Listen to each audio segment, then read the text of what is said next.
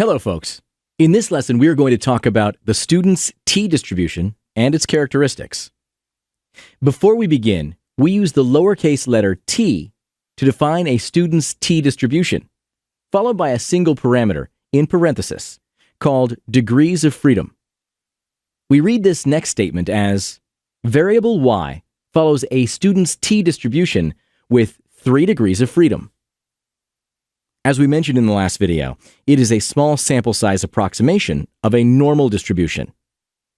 In instances where we would assume a normal distribution were it not for the limited number of observations, we use the student's t-distribution. For instance, the average lap times for the entire season of a Formula One race follow a normal distribution, but the lap times for the first lap of the Monaco Grand Prix would follow a student's t-distribution.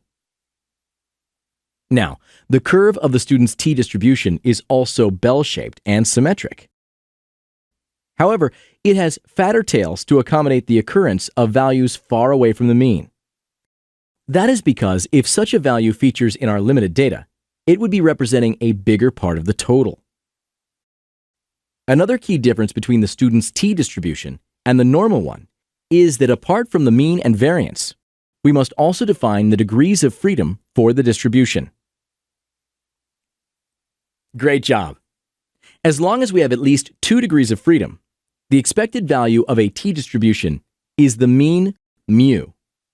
Furthermore, the variance of the distribution equals the variance of the sample times the number of degrees of freedom over degrees of freedom minus 2.